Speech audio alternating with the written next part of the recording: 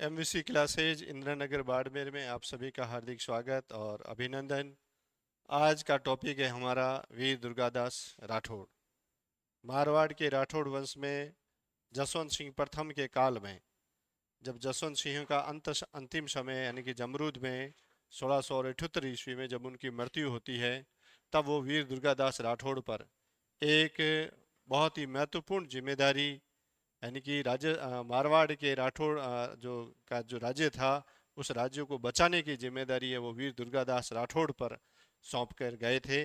और इस वीर दुर्गादास राठौड़ ने उस जिम्मेदारी को बड़ी ईमानदारी के साथ में और शिद्दत के साथ में उस ईमानदारी को निभाया।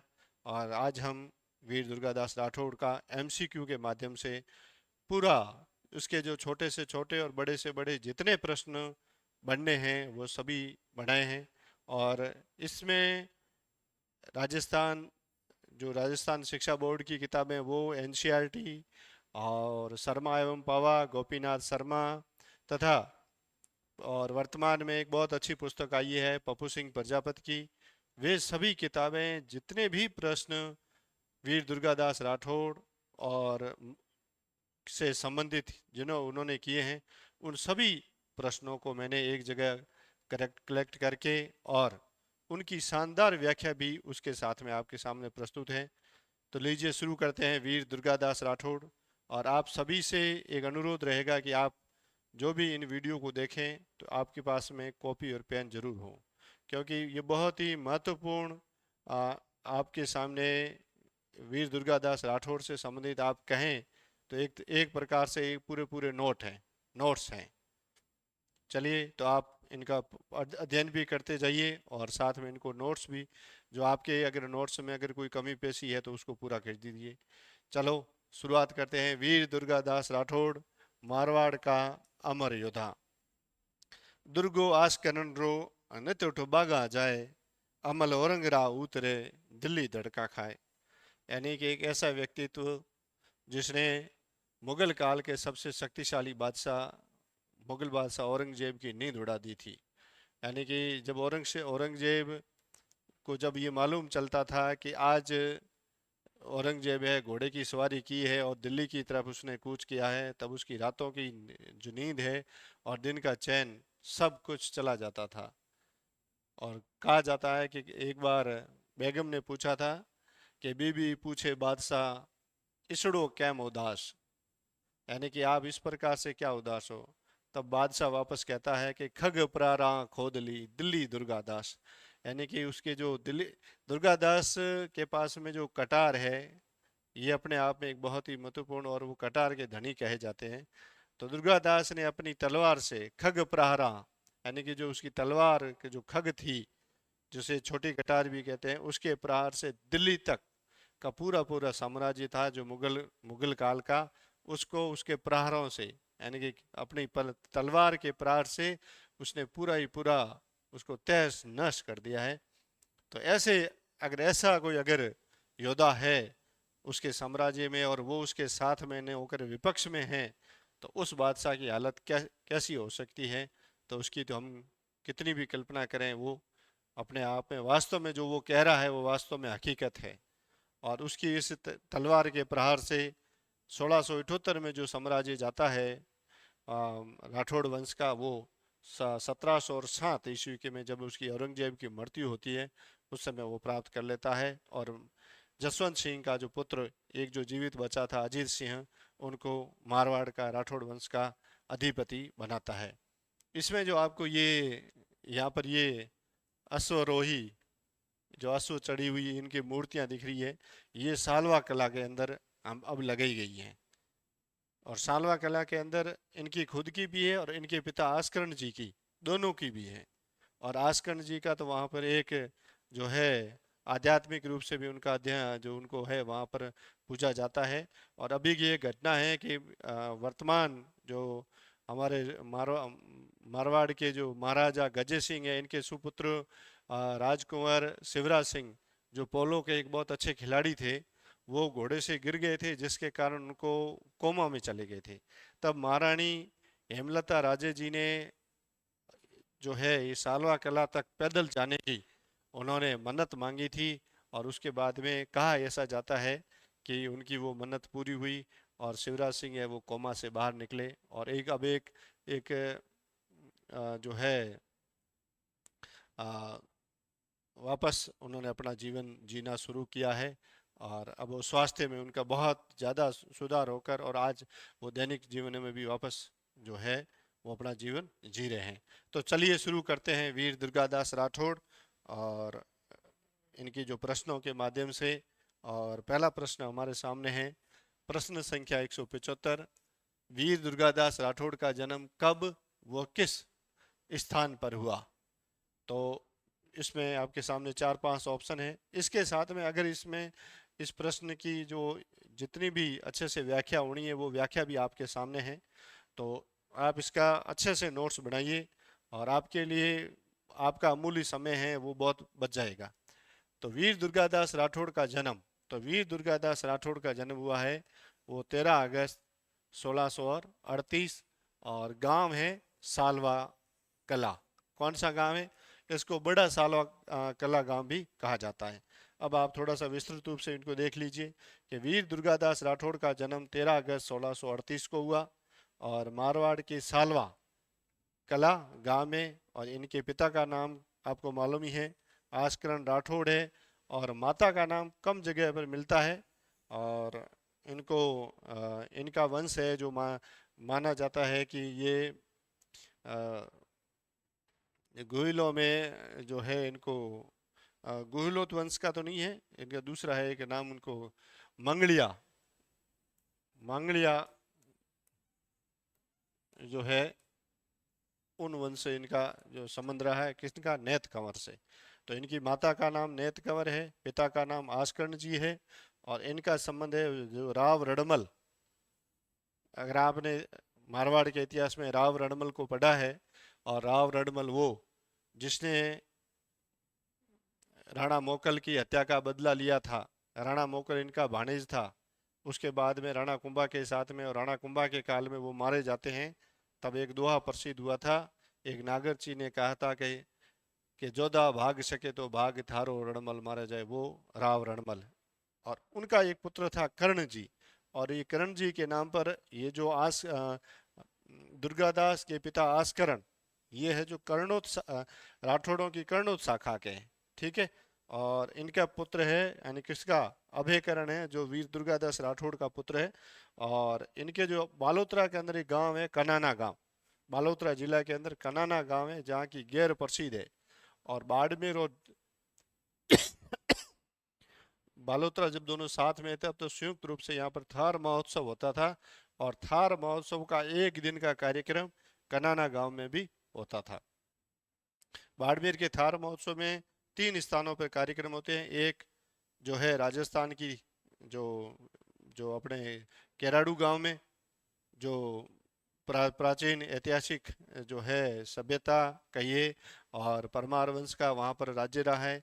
दूसरा महाभारत के दौड़े और तीसरा था कनाना गांव। ये 3 दिवसीय कार्यक्रम थार महोत्सव में होता था। उसमें एक दिन का कार्यक्रम यह कनाना गांव में होता। ये इनकी जागीरी का गांव है। ठीक है। और जो बाद में दुर्गादास के जाने के बाद में अभयकरण को मिली थी। चलिए अगले प्रश्न की ओर। और प्रश्न संख्या है हमारा प्रश्न संख्या 176। कर्नल जेम्स टॉड ने किसे राठौड़ों का यूलिसेज कहा है? ये प्रश्न वैसे तो आना जब दुर्गादास राठौड़ पूरा पढ़ लेना चाहिए उसके बाद में आना चाहिए, लेकिन सेटअप में ये पहले आ गया है। तो कर्नल जेम्स टॉड इतिहासकार, अंग्रेजों के काल का और मारवाड़ नहीं राजस्थान के इतिहास को सामने लाने वाला एक महान योद्धा कर्नल जेम्स टॉड, इसने कहा कि राठौड़ों का यूलिसेज किसे कहा गया है? राव मालदेव, राव चंद्रसेन, राव सिंह या फिर राव दुर्गादास राठौड़? तो ये कहा गया है दुर्गादास और दुर्गादास राठौड़ को।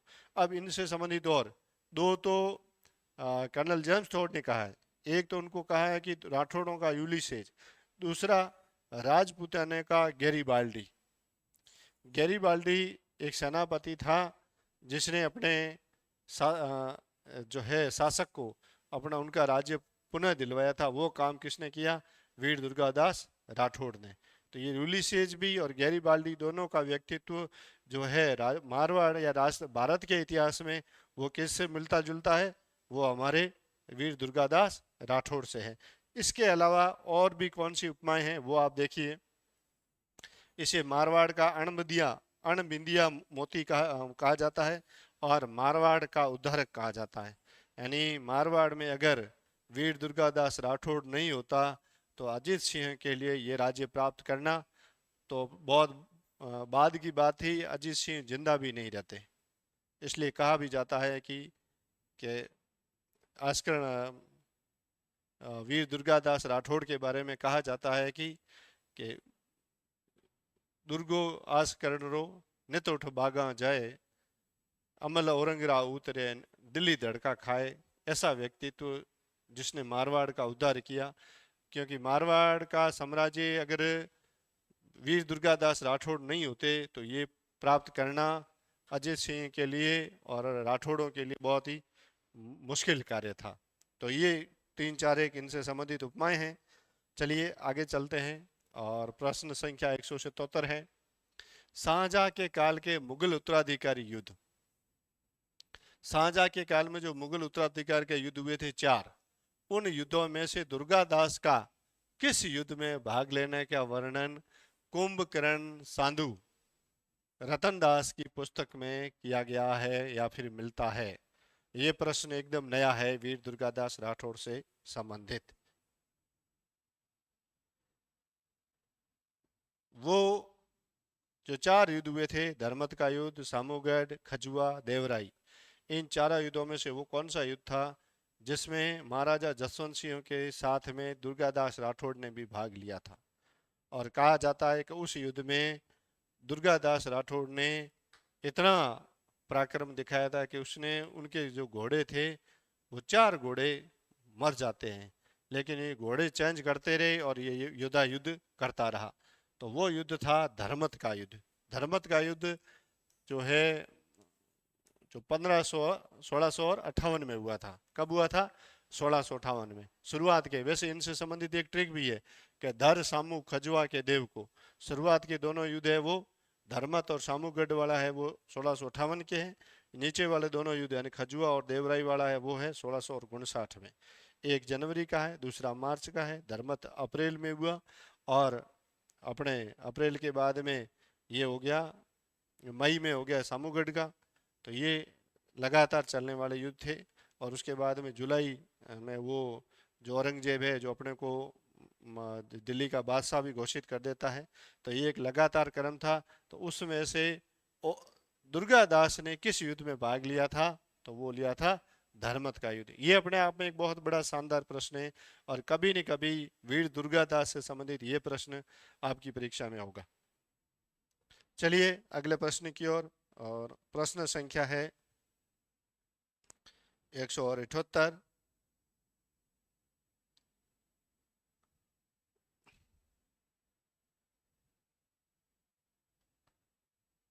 प्रश्न संख्या 178 और प्रश्न कह रहा है कि किस इतिहासकार के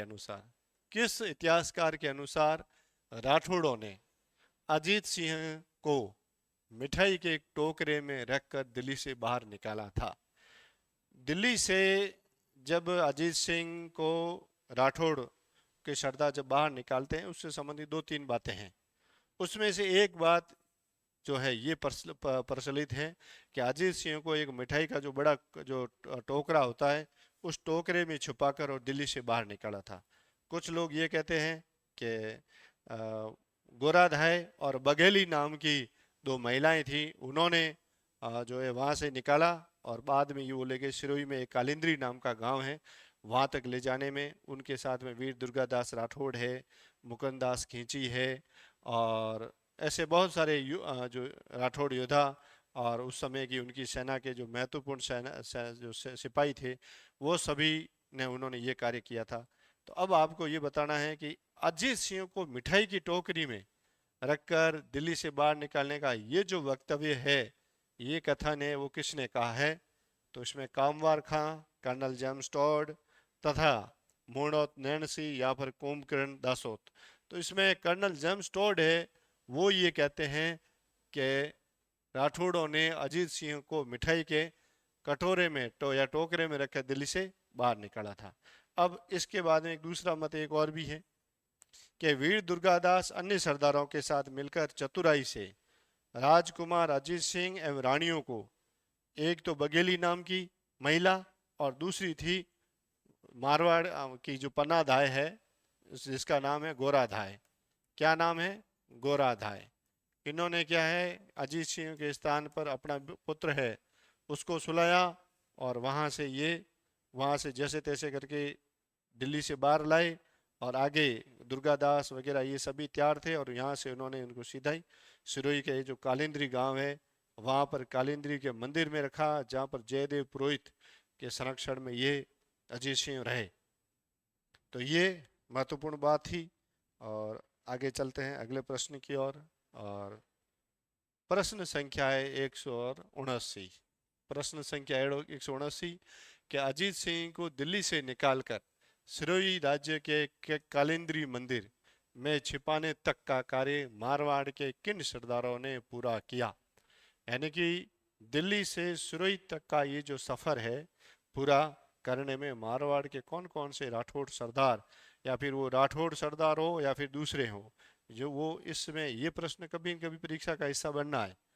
ठीक है, क्योंकि इसमें से एक दो पूछ लेंगे और कुछ किताबों के अंदर दो तीन नाम है, कुछ किताबों के अंदर और दो तीन नाम है, और यहाँ पर आपको पूरे के पूरे वो नाम मिल रहे हैं जिन्होंने जो अपनी इन किताबों के अंदर आपको जो एक जगह एक स्थान पर मैं आपको सभी प्रस्तुत कर रहा हूँ।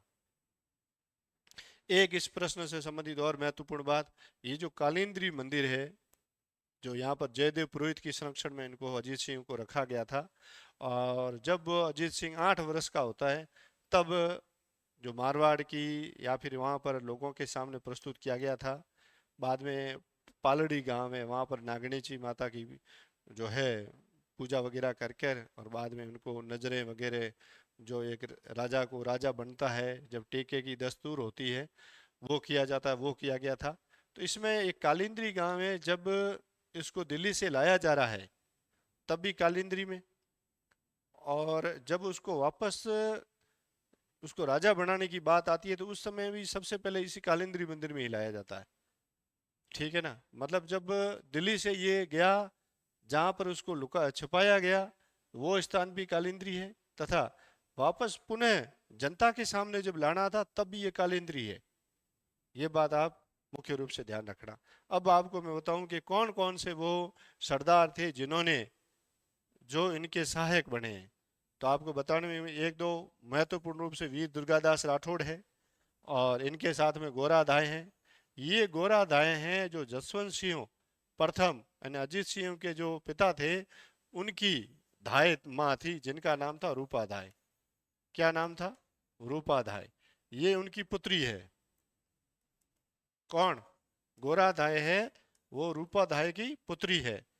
और ये गहलोत है जो जोधपुर की ही है, और ये कौन है? गहलोत है। और गोराधाय को मारवाड़ की पन्नाधाय कहा जाता है। क्या कहा जाता है? मारवाड़ की पन्नाधाय। जो पन्ना ने मेवाड़ राज्य के लिए उत्कर्ष किया था वही उत्कर्ष जोधपुर या फिर मारवाड़ के राठौड़ वंश के लिए अगर किसने किया था वो किसने किया है? गोराधाय ने किया है। तो ये इसलिए इसको मारवाड़ की पन्नाधाय कहा जाता है। अगर ये भी पूछा जाए एक और भी, जो मारवाड़ का जो राज्य गीत है, राष्ट्र गीत है धूसो, उस धूसो में गोराधाय का भी उल्लेख है। धूसो बाजे जी वो जो गीत है ना उसके अंदर गोराधाय का भी उल्लेख है। अब आप आगे सुनिए कि इनके साथ में चंपावत सोनिंग था।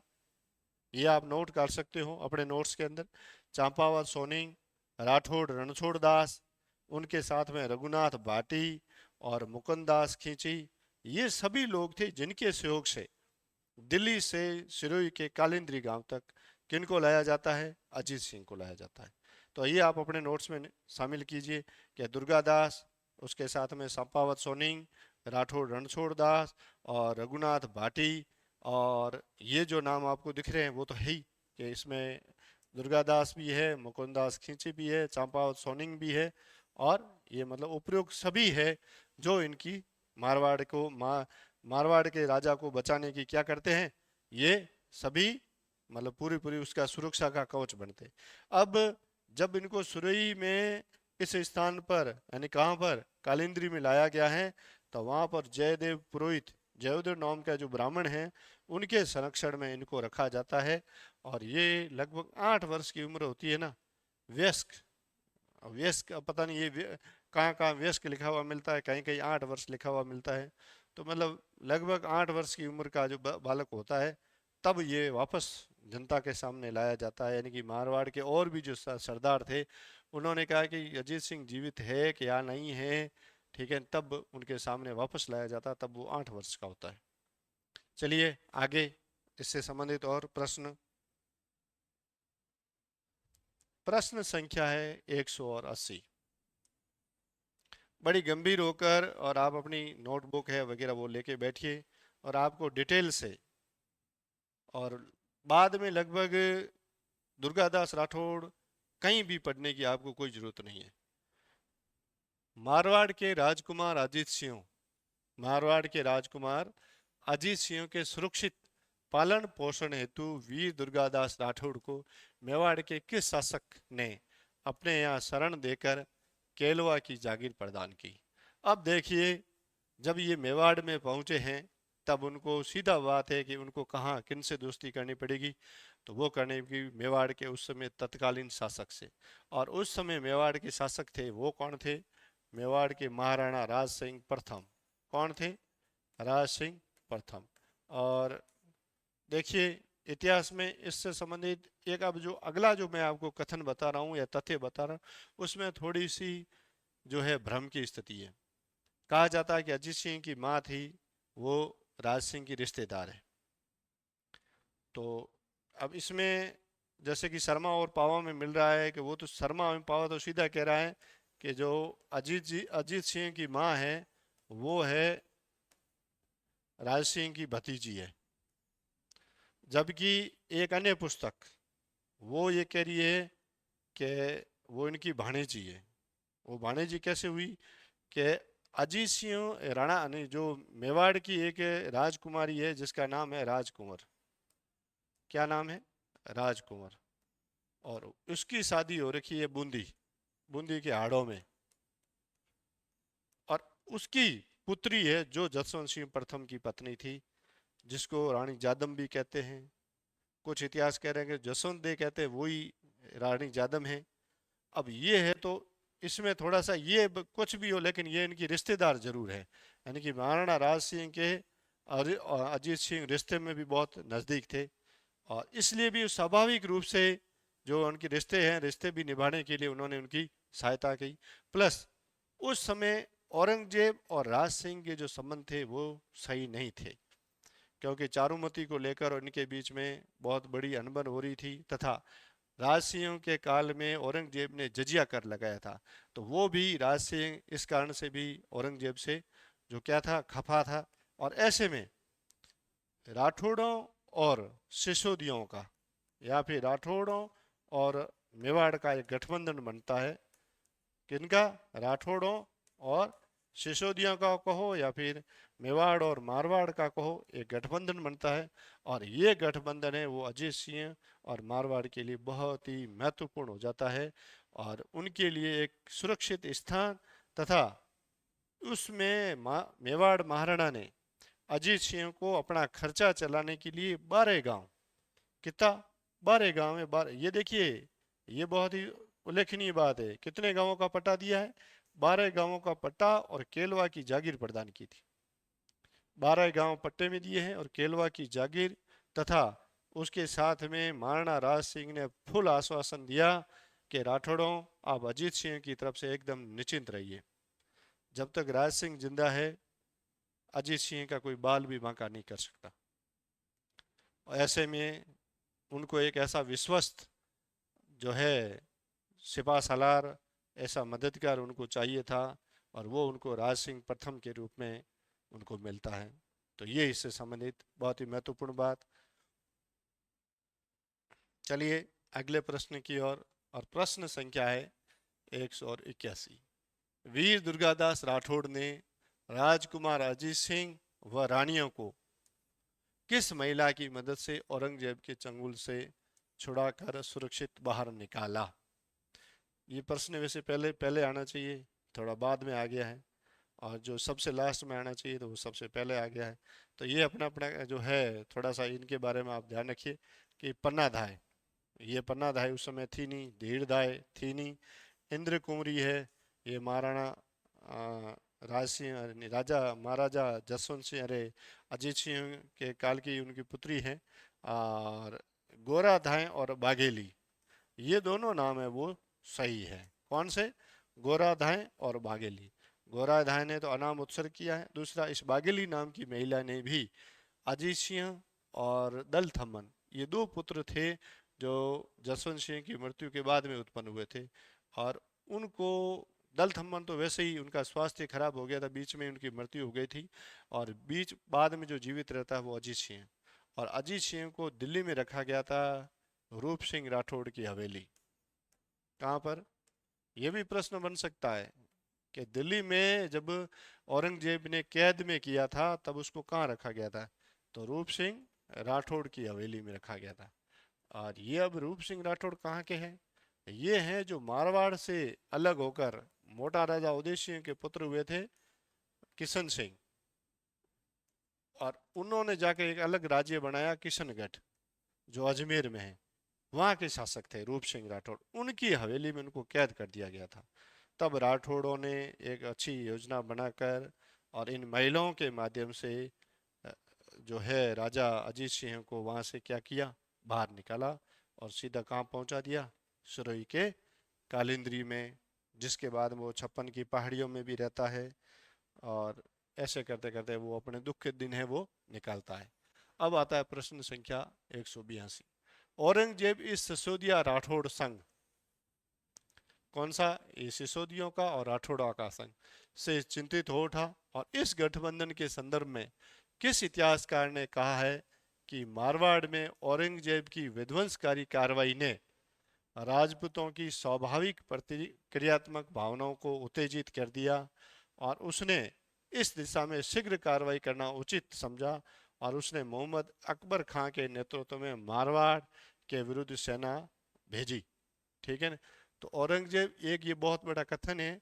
तो ये किस इतिहासकार ने कहा है कि मारवाड़ में, मारवाड़ और मेवाड़ का जब गठबंधन बन जाता है, जिस गठबंधन का नाम रखा गया सिसोदिया राठौड़ संघ, तो उस गठबंधन के बाद में मारवाड़ में औरंगजेब की जो विध्वंसकारी कार्रवाइयों ने राजपूतों की स्वाभाविक प्रतिक्रियात्मक भावनाओं को उत्तेजित किया, यानी कि वो विरोध करके उसका वापस जवाब देने लगे। कौन? राठौड़। ठीक है ना? तो इसने इस दिशा में कार्रवाई करना उचित समझा और उन्होंने अपने, जो अपना पुत्र था अकबर, शहजादा अकबर है, उसको वहाँ कहाँ से, मारवाड़ में उसके जो है राठौड़ों के विरुद्ध क्या भेजी? सेना भेजी थी। तो ये कथन किस इतिहासकार ने कहा है? कर्नल जेम्स टॉड ने कहा है, जदुनाथ सरकार ने कहा है, गौरीशंकर ओझा ने कहा है, या फिर मोहनोत नैन्सी ने कहा? तो ये कथन है जदुनाथ सरकार का है, जिसने कहा कि इस गठबंधन के बाद में राठौड़ है वो क्या हो गए, मजबूत स्थिति में आ गए। और वे औरंगजेब के यहाँ जो ठिकाने थे और यहाँ उनके जो मुगल जगह जगह पर कहूँ कि चौकियाँ थी, उन पर आक्रमण करने लगे, उनका उनकी जो रसद है वो उनको लूटने लगे। और ऐसे में औरंगजेब को मारवाड़ में अपने पुत्र शहजादे अकबर को यहाँ पर इनको नियंत्रित करने के लिए भेजना पड़ा। चलिए अगला प्रश्न है, और प्रश्न संख्या है 183। सिसोदिया राठौड़ संघ के बाद औरंगजेब ने मारवाड़ की स्थिति नियंत्रित करने के लिए किस मुगल शहजादे की नियुक्ति की? मुअज्जम, अकबर, अनीमुद्दीन या फिर सरदार खां? इसमें से आपको बताना है कि किस मुगल शहजादे की। ये देखिए, मुअज्जम है, ये भी मुगल शहजादा है, अकबर है, ये भी मुगल शहजादा है, लेकिन अनीमुद्दीन है, ये इनका पुत्र है। किनका? मुगल शाह जो औरंगजेब है इसका पुत्र है। और सरदार खान, ये तो थी जो सोजत की चौकी थी, जो सोजत में मुगलों का जो जो इनको मुगल चौकी का प्रभारी बना रखा था, वो सरदार खान था। ये था। तो अब इसमें से उस समय है अकबर है, अकबर को है जो है यहाँ पर स्थिति को नियंत्रित करने के लिए इसकी नियुक्ति की गई थी। किसकी? अकबर की। ठीक है, चलिए अगले प्रश्न की ओर। और इसमें कुछ व्याख्या है इस औरंगजेब अकबर से संबंधित। ये अकबर मारवाड़ के लिए बहुत ही महत्वपूर्ण साबित हुआ था। और बाद में राणा राज सिंह और दुर्गादास के आश्वासन के बाद में ये आप अपने आप को नाडोल में दिल्ली का बादशाह घोषित कर देता है। वही ये अकबर है। और इसकी जो एक पुत्री और एक पुत्र था जो बाद में दुर्गादास राठौड़ के पास में रहा है। और उनकी है जो एक अच्छी दोस्ती भी वीर दुर्गादास राठौड़ ने अकबर के साथ में निभाई थी। तो इसमें यह है कि जब अकबर को मुगल बादशाह अकबर औरंगजेब ने मारवाड़ की स्थिति को नियंत्रित करने के लिए उसको यहाँ पर भेजा, तब वो देसूरी की तरफ बढ़ रहा था। देसूरी कहाँ है? पाली के अंदर। यहाँ वो बढ़ रहा था। तब इनके मार्ग के अंदर जैसे ब्यावर है, मेड़ता है, सोजत है, इन पर राठौड़ों ने क्या किया? आक्रमण कर दिया। और इनकी जो युद्ध प्रणाली थी वो अब मैदान में आकर और सीधे लड़ाई करने की नहीं रही। अब राठौड़ों ने भी अ, मेवाड़ से सीखा हो या फिर मराठों से सीखा हो, इन्होंने जो अपनी जो युद्ध प्रणाली में क्या महत्वपूर्ण रूप से क्या है, छापामार युद्ध प्रणाली को आरंभ कर दिया।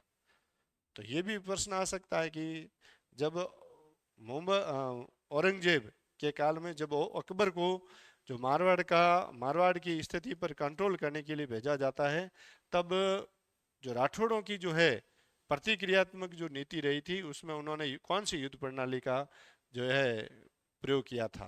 तो जो छापा मारे युद्ध प्रणाली है, उन्होंने वो जैसा ही मौका मिलता वो दुश्मन पर टूट पड़ते। जैसे ही अगर सुबह का समय हो, शाम का समय हो, या फिर एक ऐसा समय हो जिसमें वो सभी इधर उधर बिखरे हुए, उसमें 10-15 या 20 लोग हैं एकदम अटैक करते हैं और उनको बुरी तरह से जो है नेस्ता नाबूद करके और वापस जाकर छुप जाते थे। ऐसे में अकबर परेशान हो जाता है, क्योंकि अब देखिए अकबर ने अपना केंद्र है सोजत को बनाया था, देसूरी से आ रहा था, लेकिन राठौड़ों ने जो उसकी जो रसद आती थी उस रसद को लूटना शुरू कर दिया। अब बिना रसद के काम कैसे चले? ठीक है ना। तो ऐसे में भी अकबर वो परेशान हो गया। और बाद में राठौड़ों ने विशेषकर ये मेड़ता, जालोर है, शिवाना है, नागौर है और सांबर है, इन स्थानों पर छापा मारना आरंभ कर दिया। और जिसमें बाद में जाकर अकबर इतना परेशान हुआ, इतना परेशान हुआ, और उसने एक बार तो सोच लिया था कि मैं वापस चला जाता हूँ। लेकिन औरंगजेब के काल की एक, मैं कहूँ कि एक बहुत बड़ी औरंगजेब का जो व्यक्तिगत दुर्गुण था। आदमी को गुण तो महान बनाता है, लेकिन दुर्गुण ऐसा होता है जो उसको कमजोर बनाता है। औरंगजेब ने किसी पर विश्वास नहीं किया। वो एक पहले दर्जे का संकालु व्यक्ति था, उसको हरेक पर शक रहता था। उसने आजीवन जसवंत सिंह पर शक किया। अकबर यहाँ पर आया, अकबर जब यहाँ पर सफल नहीं हुआ, तब वो उस पर भी संदेह करने लगा। उसको ऐसे लगा कि जैसे कि वो राठौड़ों से और मेवाड़ के राणाओं से मिल चुका है। ठीक है ना। तो वो इतना पहले दर्जे का मतलब संकालु व्यक्ति था। ऐसे में अगर वो किसी पर कोई काम कर रहा है, उसको खुद को भी उसको इतने कॉन्फिडेंस में वो रख नहीं पाता था, जिस कारण से वो विद्रोही नहीं होते हुए भी विद्रोही बन जाता था। तो यहाँ पर इसी कारण से अकबर है जो उसके खिलाफ चला जाता है। और अपना प्रश्न आता है, प्रश्न संख्या 184। वीर दुर्गादास को उसकी किस विशेषता के कारण सर्वाधिक याद किया जाता है? ये वीर दुर्गादास की कौन सी ऐसी विशेषता थी जिसके कारण उसको हमेशा याद किया जाता है? स्वामी भक्ति, देशभक्ति, मातृ प्रेम, वीरता, ये सभी गुण इनके इसके अंदर थे। लेकिन सर्वाधिक अगर किसी के लिए याद किया जाता है तो वो स्वामी भक्ति के लिए। जसवंत सिंह ने उसको एक वचन उससे लिया था कि संकट में तू मारवाड़ के लिए एक मजबूत स्तंभ के रूप में सामने आना। और वही वादा उसने निभाया। और उस स्वामी के लिए, क्योंकि लास्ट में जब अजीत सिंह को महाराजा बना दिया जाता है उस समय की परिस्थितियां इतनी खराब हो जाती है दुर्गादास के लिए कि अजीत सिंह उसको मराने के लिए तैयार हो जाता है। वो उसको कहता है कि उसने एक बार उसको बुलाया और उसको कहा कि दादा, बाबा, क्योंकि दुर्गादास का एक दूसरा नाम है, उपनाम है, वो बाबू शाह है। क्या है? बाबू शाह। और इनका जो घोड़ा है ना, उसका नाम है अरबूद। तो कहा जाता है कि उन्होंने कहा कि बाबू शाह, अब आप चले जाइए, अब आप किसी काम के नहीं हो, और आप जब मेरे सामने बैठते हो तो मुझे वो अपने अभाव वाले दिन याद आते हैं।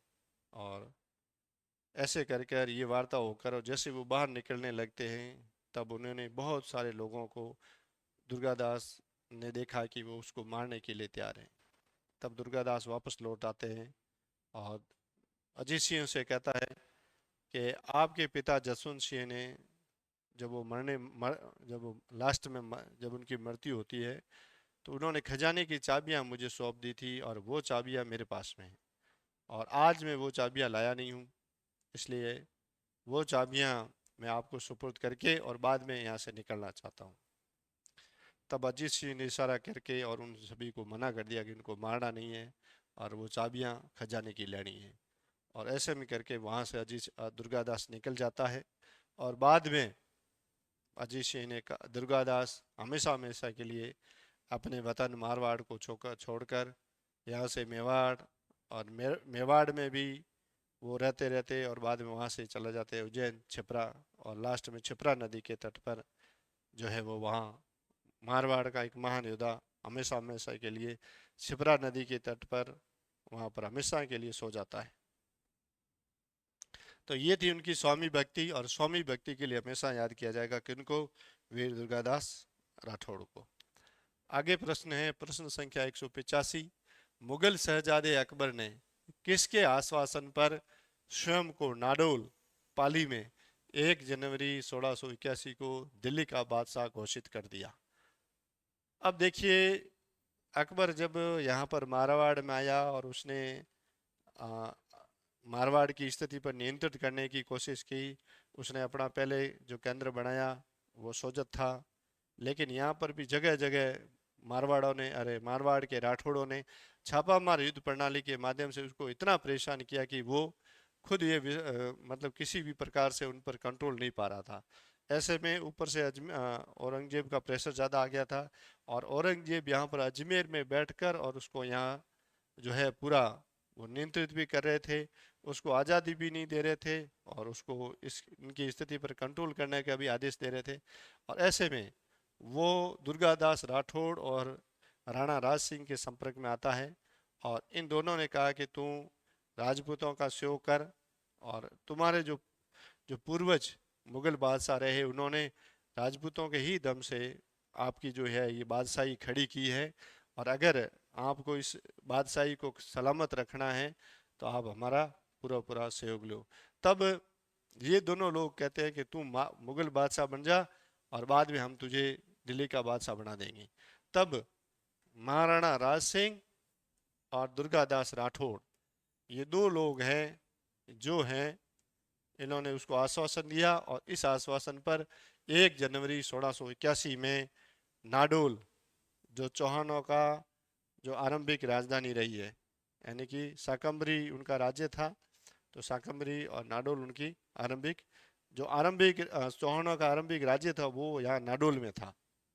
ठीक है ना? जो अगर सबसे प्राचीन चौहान वंश का राज्य कहा जाता है तो वो नाडोल कहा जाता है। तो ये यहाँ पर जो है इन दोनों के कहने पर वो नाडोल में अपने को मुगल बादशाह घोषित कर देता है। और चलिए अगले प्रश्न की ओर। और अगला प्रश्न है अब थोड़ी सी इसके बारे में कि इस घोषणा के उपरांत शहजादा अकबर अपनी सेना के साथ अजमेर की ओर चला गया, क्योंकि अब अकबर जो है औरंगजेब पर क्या करना चाहता था? आक्रमण करना चाहता था। और औरंगजेब है वो वहाँ पर अजमेर में कैंप लगा के बैठा था।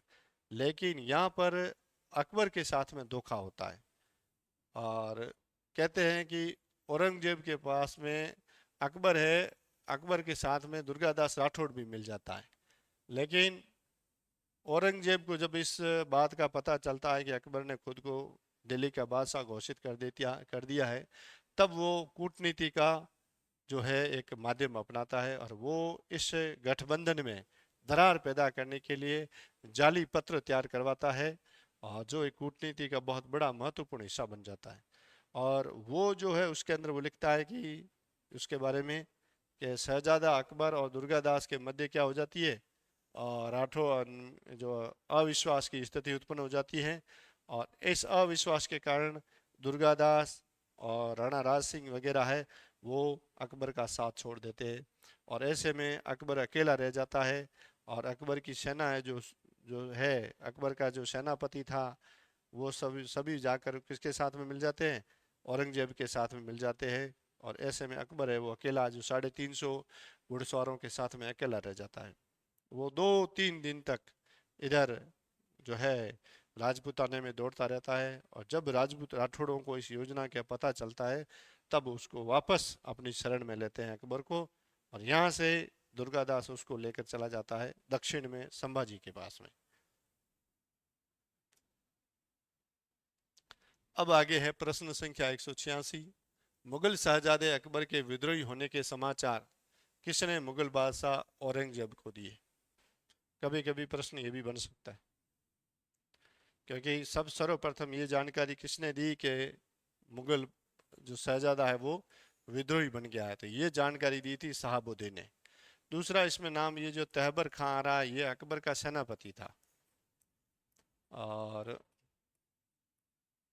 ये अकबर का सेनापति था। जब अकबर है जो औरंगजेब पर आक्रमण करने जा रहा था, लगभग अकबर की सेना ये केकड़ी के स्थान पर थी, अजमेर के पास में केकड़ी यहाँ पर थी।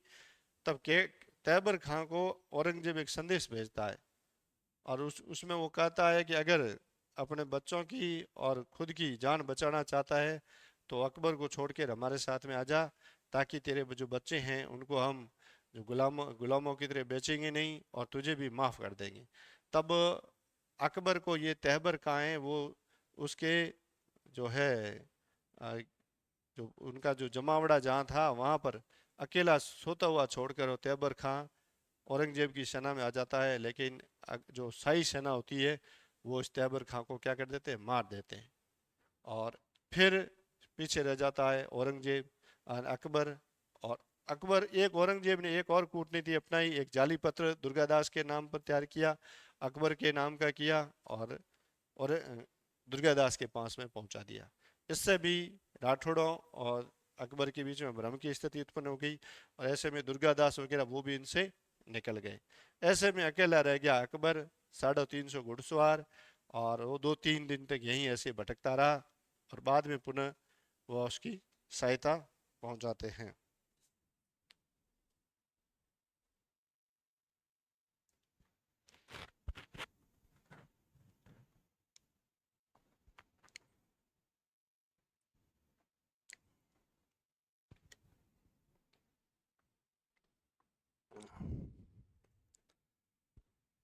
इस प्रकार से ये प्रश्न पूरा होता है। चलते हैं अगले प्रश्न की ओर, और ये भी इसके बारे में हम अपन ने चर्चा कर ली है। चलते हैं अगला प्रश्न, और प्रश्न संख्या 188। 11 जून 1681 को औरंगजेब के बागी पुत्र अकबर को दुर्गादास किस मराठा सरदार के दरबार में कोंकण साथ ले गया था? अब देखिए, जब अकबर को उन्होंने शासक बनाया, मुगल बादशाह घोषित करवाया नाडोल के अंदर, लेकिन उनका जो संयुक्त गठबंधन था वो अगर औरंगजेब पर आक्रमण करता तो वो औरंगजेब को जरूर कमजोर करते। लेकिन औरंगजेब ने अपनी कूटनीति के माध्यम से अकबर की सेना को अपने अंदर मिला दिया, उसके सेनापति को मरवा दिया, तथा इनके बीच में जाली पत्र के माध्यम से कूटनीति रचकर और अकबर का जो सेना थी और उसका जो प्रेशर था उसको खत्म कर दिया। ऐसे स्थिति में मारवाड़ पर क्या हुआ कि मारवाड़ पर मुगलों का प्रेशर बढ़ गया। क्या बढ़ गया? और मुगलों का ये प्रेशर बढ़ा, और इस प्रेशर को, इस दबाव को कम करने के लिए दुर्गादास ने एक चाल चली, और अकबर को वो किसके शरण में लेके चला गया? संभाजी। ये जो मराठा सरदार जिसका नाम आ रहा है ये मराठा सरदार है संभाजी, वो उनकी शरण में लेके चला गया। वो एक और नया गठबंधन बनाना चाहते थे, और ऐसे में कि यहाँ से औरंगजेब का ध्यान हटे और उसका पूरा पूरा ध्यान किधर डाइवर्ट हो जाए, दक्षिण की तरफ हो जाए। और इसमें दुर्गादास किसी हद तक सफल भी हुआ। तो वो किस मुगल मराठा सरदार के पास में लेके जाता है, तो वो लेके जाता है मराठा सरदार संभाजी के पास में लेके जाता है। चलो अगला प्रश्न है, प्रश्न संख्या 199 कि दुर्गादास राठौड़ विद्रोही शहजादे अकबर को दक्कन क्यों लेके गया? इसका क्या कारण था वो उसको दक्कन लेके गया? क्या दक्कन सबसे निकटवर्ती क्षेत्र था? नहीं। दुर्गादास औरंगजेब का ध्यान मारवाड़ से हटाना चाहता था, यह एकदम सही बात है, वो हटाना। संभाजी ने अकबर को अपने दरबार में आमंत्रित किया, गलत है। अकबर दक्कन में शरण लेना चाहता था, ये भी सही नहीं है। और इसका जो सही सवाल है कि दुर्गादास राठौड़ है वो औरंगजेब का ध्यान है वो मारवाड़ से हटाना चाहते थे। और ऐसे में अकबर को यहाँ से कहाँ लेके चले गए, वो दक्षिण में लेके चले गए। अगला प्रश्न, हाँ, अब इससे संबंधित एक है कि दुर्गो आस करण रो नित उठ बागा जाए, अमल औरंगरा उतरे दिल्ली धड़का खाए। तब कहा जाता है, बेगम पूछती है कि बेगम कहे सुन बादशाह इसड़ो कैम उदास, कि तुम इतने उदास क्यों हो? तब कहता है बादशाह औरंगजेब कहते हैं कि खाग प्रारा खोद ली दिल्ली दुर्गादास, यानी कि तलवार के बल से उसने दिल्ली तक का मेरा जो जितना भी राज्य है वो इस दुर्गादास नाम के एक व्यक्ति ने पूरा नष्ट और नाबूद कर दिया है। जहाँ जहाँ जहाँ भी अगर अगर कहीं बात आती है तो उसमें जो है दुर्गादास का नाम जरूर आता है।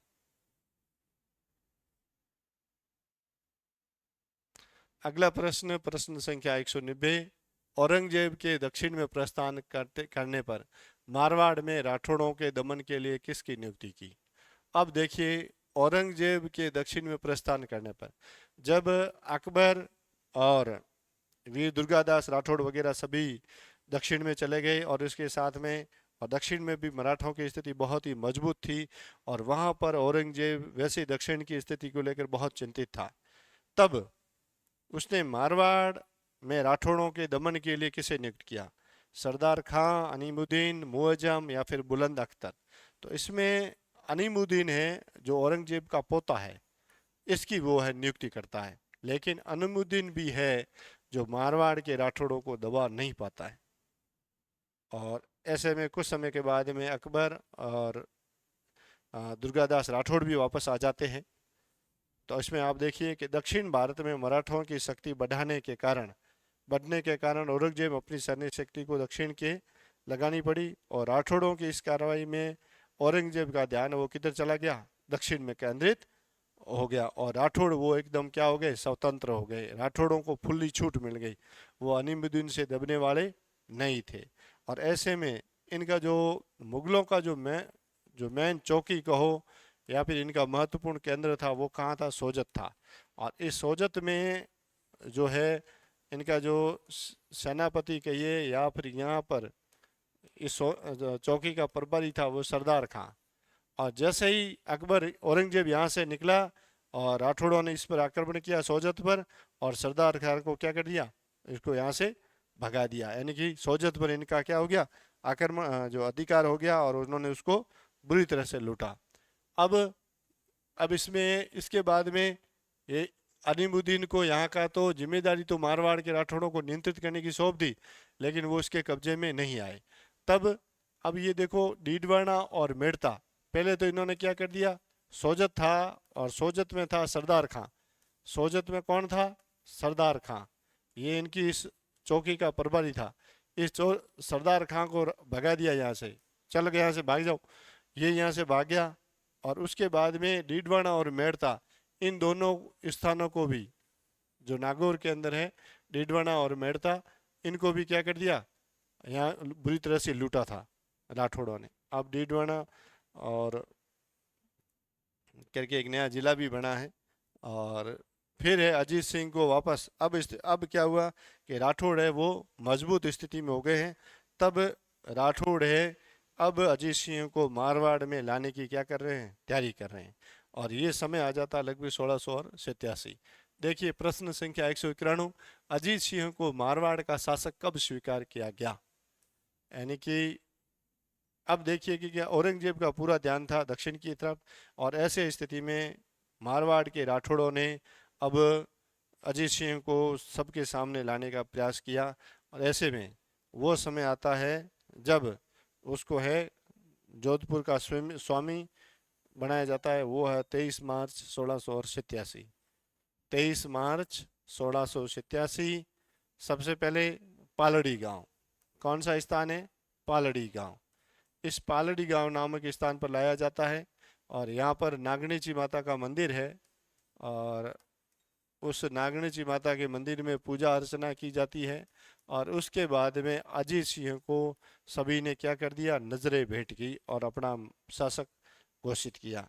तो अजीत सिंह को शासक कब घोषित किया गया है? 23 मार्च 1687 को। कब किया गया है? 23 मार्च 1687 को। कब? किस स्थान पर? पालड़ी नामक स्थान पर। और उस समय उसकी उम्र कितनी है? 8 वर्ष की है। कितने वर्ष की है? 8 वर्ष की है, क्योंकि 1679 में इसका जन्म होता है। कब? 1678 के अंदर जसवंत सिंह की मृत्यु होती है, 1679 में इसका जन्म होता है, और अब हो रहे हैं 87। तो 7 साल ये और 1 साल ये, 8 वर्ष की उम्र में इसका क्या किया जाता है? वहां पर राज्याभिषेक किया जाता है। अब उसके बाद में, अब उस समय दुर्गादास राठौड़ यहाँ पे नहीं है। दुर्गादास अकबर के साथ में कहाँ पर है? दक्षिण में है। तब इसमें कुछ समय बाद में, ये मार्च में ये होता है, और अक्टूबर में 21 अक्टूबर 1687। कौन सा? 21 अक्टूबर 1687। अब ऐसे में यहाँ पर अब एक और भी है कि ये बात 87 की चल रही है। इस समय जो है इसको अजीत सिंह को सामने लाना भी क्यों जरूरी हो गया था? कि इस बीच में जब ये स्थिति नियंत्रण में नहीं आई है ना, तब वो 56 की पहाड़ियों में आ गया है। ठीक है ना? तो 56 की पहाड़ियाँ कहाँ है? ये शिवना वगैरह यहाँ है। ये 56 की पहाड़ियाँ हैं। तो ये जो 56 की पहाड़ियाँ, इन 56 की पहाड़ियों में भीमरलाई नामक एक स्थान है। इस भीमरलाई नामक स्थान पर 21 अक्टूबर 1687 को दुर्गादास राठौड़ अजीत सिंह से मिलते हैं, जब अजीत सिंह राजा घोषित हो चुका है। और अजीत सिंह को दुर्गादास है वो अपनी तरफ से उनकी नज़र उतारता है और उनको कोई भेंट देता है। तो अगर ये बात गए, और इसमें एक और भी, उस समय बूंदी का दुर्जन साल है, वो भी अजीत सिंह का क्या हो जाता है? सहयोगी बन जाता है। और ये सभी कौन करवाता है? दुर्गादास राठौड़ करवाता है। तो ये बहुत ही महत्वपूर्ण बातें हैं जो उनसे संबंधित हैं। चलिए आगे, प्रश्न संख्या 192। और दक्षिण से लौटने के बाद दुर्गादास के मुगलों के विरुद्ध छापामार युद्ध प्रणाली से परेशान होने पर औरंगजेब ने क्या किया? देखिए, छापामार प्रणाली तो जैसे ही औरंगजेब ने, जब दक्षिण में अकबर चला गया, तो उसके पीछे पीछे इन्होंने, राठौड़ों ने भी मेवाड़ के सिसोदियों से और इन्होंने मेराठों से भी ये छापामार युद्ध प्रणाली सीखी थी। अब ये इस युद्ध प्रणाली से परेशान होकर औरंगजेब ने क्या कदम उठाया, वो उसके बारे में कुछ कथन है कि वह सुजात खां और ईश्वर दास के माध्यम से दुर्गादास से मिला। सही बात है। उसने इस छापामार युद्ध प्रणाली से परेशान होकर उसने कहा कि इस दुर्गादास को मारवाड़ से क्या करते हैं? दूर रखते हैं। ऐसे में उन्होंने अपने लिए माध्यम बनाया सुजात खां और ईश्वरदास को। ये ईश्वरदास वही है जिसके ही माध्यम से अकबर की पुत्री सफियत नुसा को वापस औरंगजेब के पास में पहुंचाया जाएगा। वो है ईश्वरदास नागर। तो ये ईश्वरदास है, इसके माध्यम से वो दुर्गादास से संपर्क करते हैं। तब औरंगजेब है वो दुर्गादास को 3000 की मनसब प्रदान करता है। और ये 3000 की मनसब भी प्रदान करता है, और इसके साथ में इसको गुजरात, पाटन की जिम्मेदारी दे दी जाती है, ताकि वो मारवाड़ से दूर रहे। क्योंकि वो जब मारवाड़ में आता है तो औरंगजेब के लिए मुसीबतें ही खड़ा करता था, क्योंकि उसका नेतृत्व ही कुछ ऐसा था। ऐसे में उसको 3000 का मनसब प्रदान करके और पाटन की जागीरदारी देकर दुर्गादास को कहाँ भेज दिया गया? पाटन, गुजरात भेज दिया गया। तो ये प्रश्न भी बनता है कि इसको औरंगजेब ने दुर्गादास को 3000 का मनसब प्रदान किया है, तथा पाटन की जो है जिम्मेदारी भी सौंपी है। एक सवाल जैसे देखो, रामपुरा का हकीमवाड़ा जो आता है, उसी प्रकार से ये भी प्रश्न आएगा कि औरंगजेब ने उसको जो मारवाड़ की उसकी गतिविधियां थी उससे परेशान होकर औरंगजेब ने किन के माध्यम से वो दुर्गादास से मिला? तो सुजात खां वो ईश्वरदास। उसने कितने की जागीर प्रदान की? 3,000 की। और किसका कौन सा मनसब प्रदान किया? तो मनसब भी 3,000 का मनसब और पाटन की जागीरदारी। ठीक है, चलिए अगले प्रश्न की ओर। इसमें एक और भी था कि जब उस समय जो अजीत सिंह था, अजीत सिंह को भी औरंगजेब ने मेड़ता की जागीर प्रदान की थी। कहाँ की? मेड़ता की जागीर। लेकिन दुर्गादास और अजीत सिंह दोनों भी संतुष्ट नहीं हुए और वो उसके विद्रोही बने ही रहे। चलिए अगले प्रश्न की ओर। प्रश्न संख्या 193। जोधपुर के किस शासक की देखरेख में औरंगजेब के पोते व पोती, पोते का नाम बुलंद अख्तर और पोत्री का नाम है सफियत नुसा, की शिक्षा दिशा पूर्ण हुई?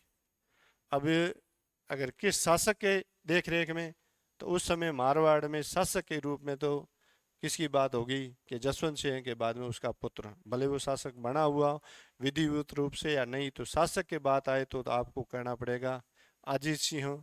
अगर शासक की बात नहीं आए तो सीधा सीधा आएगा कि वो किसकी देखरेख में था? दुर्गादास की देखरेख में, उसके संरक्षण में, उनके नियंत्रण में दोनों जो है अकबर के पुत्री और पुत्र दोनों रखे गए थे।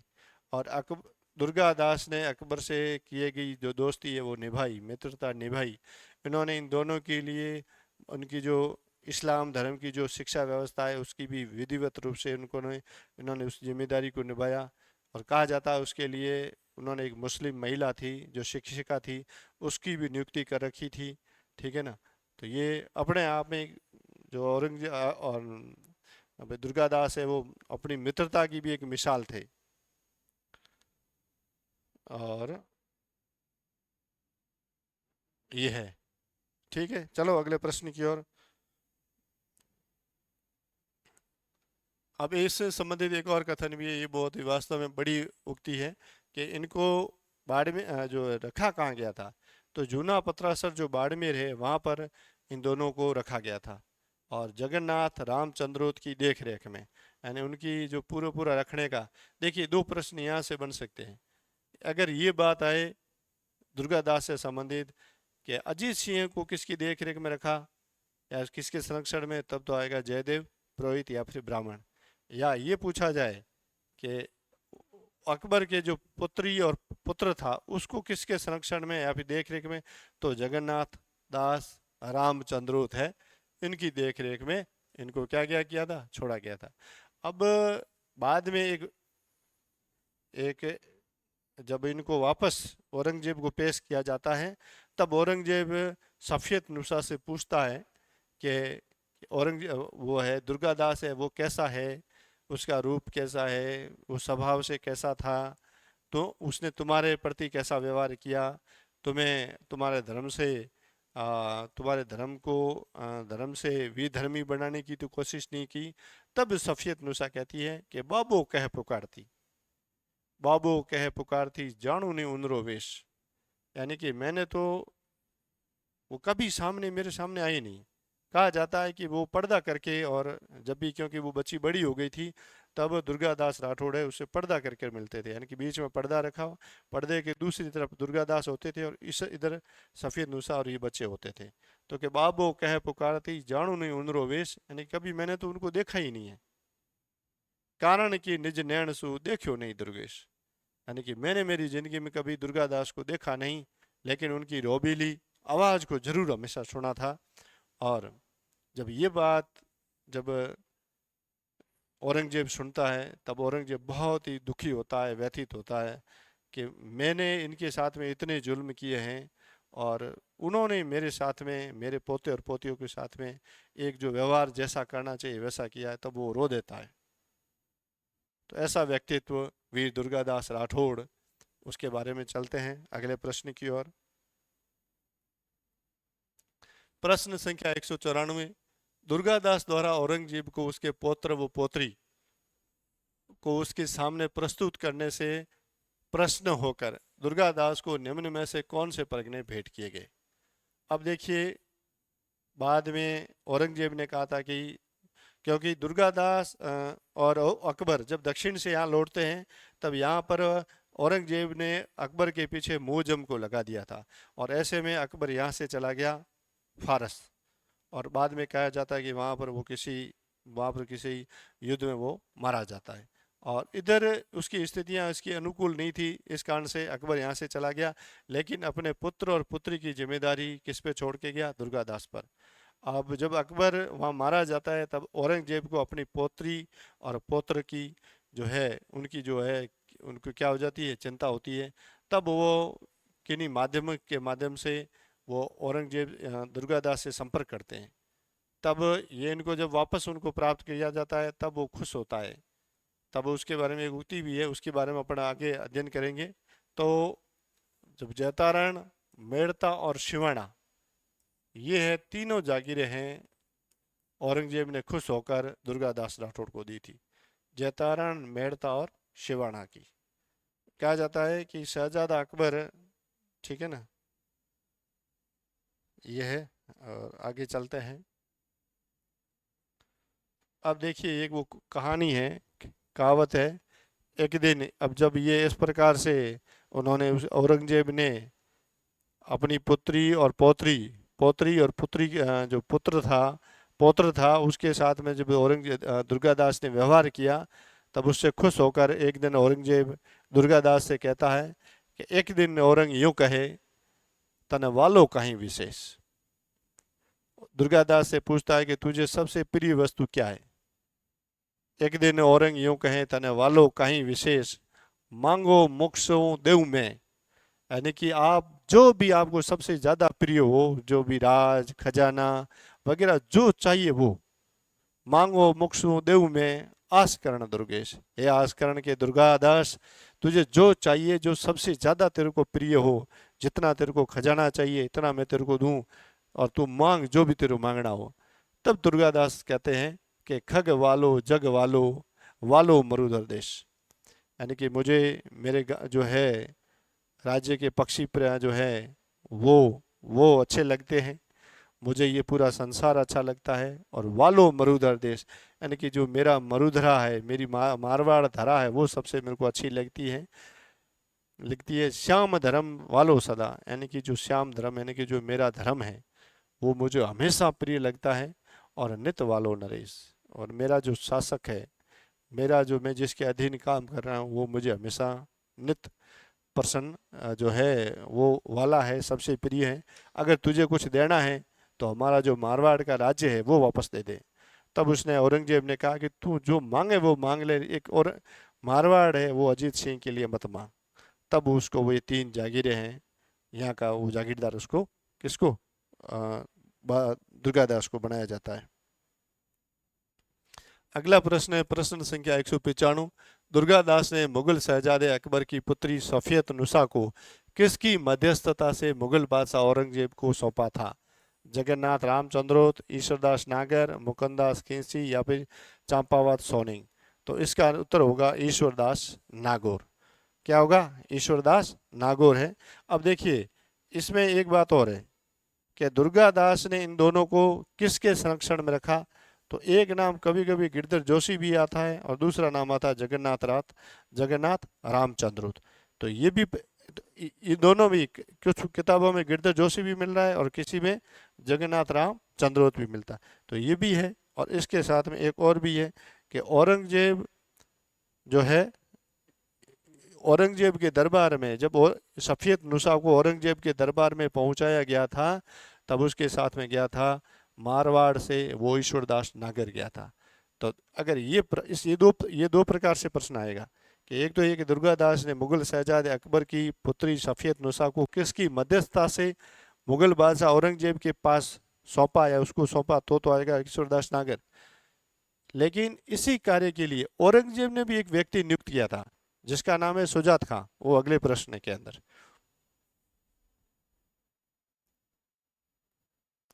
प्रश्न संख्या 196 है।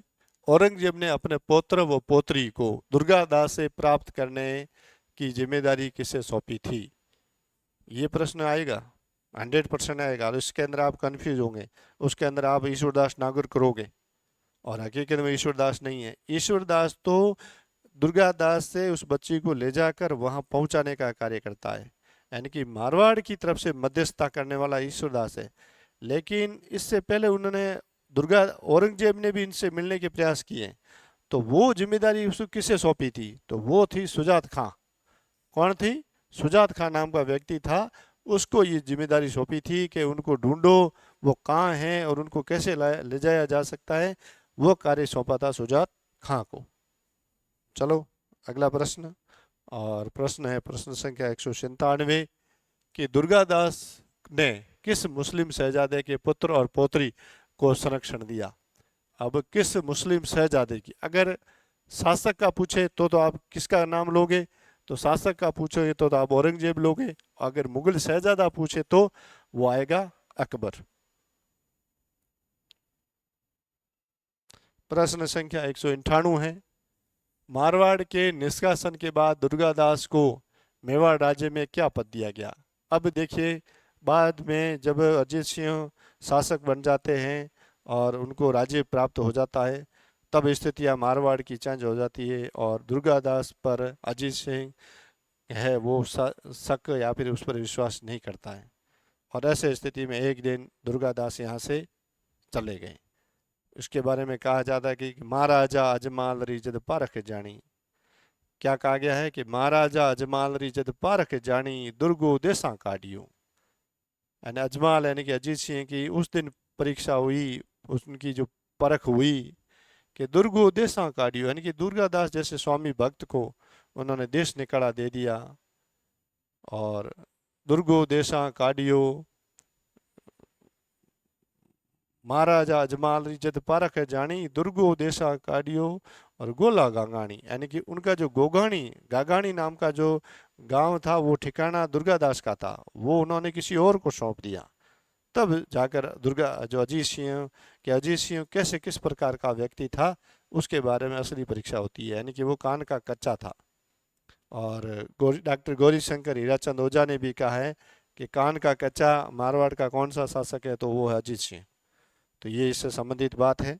चलो अगले प्रश्न की ओर, और प्रश्न संख्या है 199। दुर्गादास राठौड़ ने अपने जीवन के अंतिम दिन कहाँ गुजारे थे। अब मारवाड़ से दुर्गादास चले जाते हैं मेवाड़। कहाँ चले जाते हैं? मेवाड़। मेवाड़ में भी उनको अच्छा मान सम्मान मिलता है, और विजयपुर और रामपुर की जागीर प्रदान की जाती है, और रामपुरा का उनको हाकिम भी बनाया जाता है। लेकिन एक दिन मेवाड़ महाराजा ने जो है दुर्गादास के पास में मतीरा भेजा। क्या? मतीरा। मतीरा जो वर्षा काल में होने वाला एक फल है जो मारवाड़ और मेवाड़ में होता है। इस मतीरे के फल को दुर्गादास के पास में भेजा।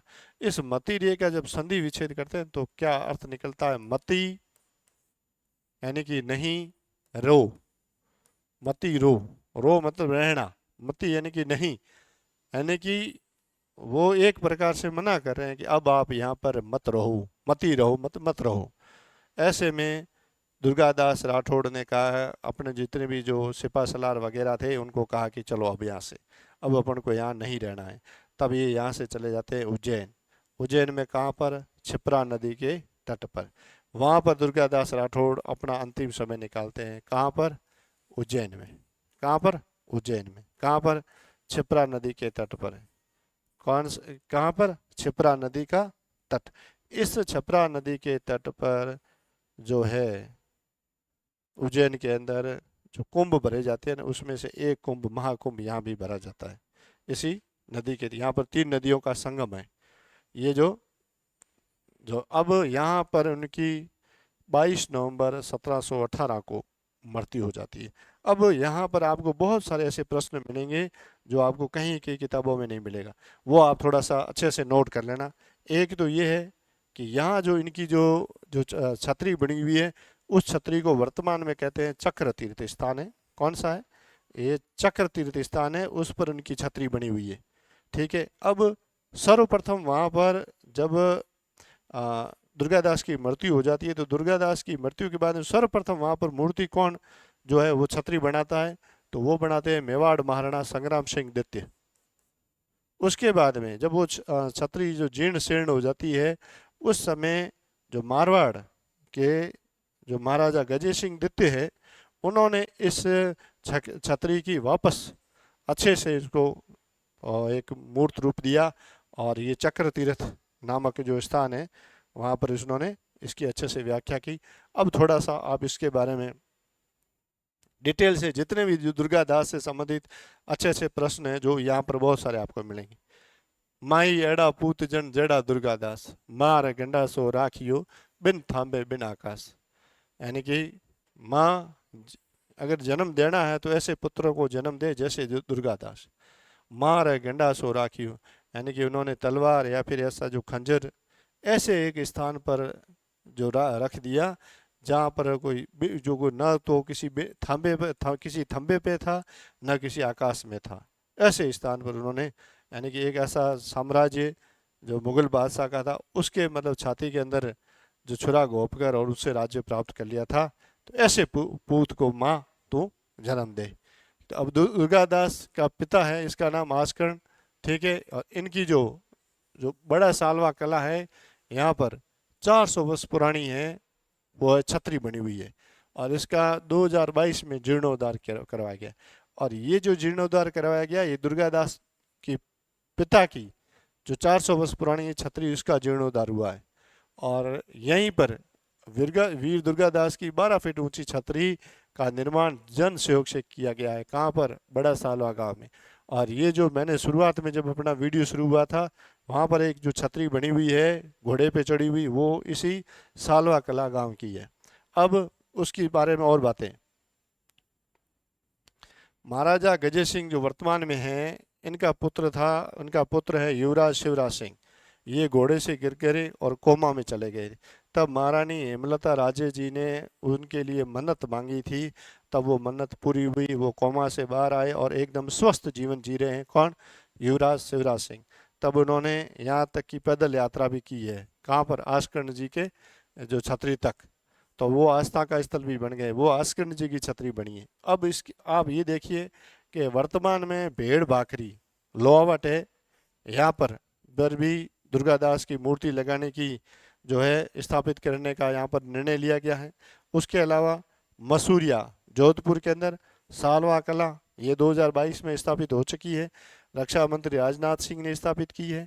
एक चांद समा नाम के स्थान है, वहाँ पर समदड़ी बालोतरा और कनाना बालोतरा में दिया कुमारी मुख्यमंत्री ने 2000 उप मुख्यमंत्री राजस्थान है 2024 में इन्होंने यहाँ पर भी इनकी अश्वारोही प्रतिमा स्थापित की है। ठीक है। और इस प्रकार से कहा जाता है कि 8 पहर 64 घड़ी गुड़ले उपरवास सेल कणी सु सेक तो बाटी दुर्गादास।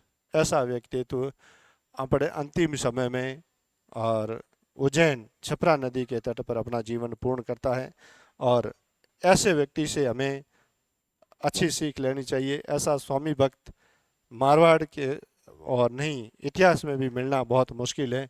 इसीलिए तो कर्नल जेम्स ने उसे जो है यूलिसीज कहा है और उसे गैरीबाल्डी कहा है।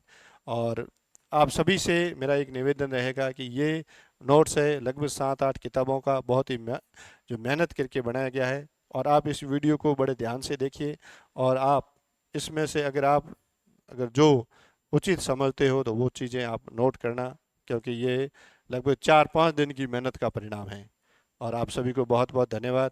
आप इस वीडियो को और लगातार ऐसे ही देखते रहिए। हो सकता है कि थोड़ी वीडियो 2-3 दिन में एक आता है, लेकिन एक अच्छा प्रयास आपके सामने लाता हूं जिससे कि आपको वो मेहनत नहीं करनी पड़े। धन्यवाद आप सभी को।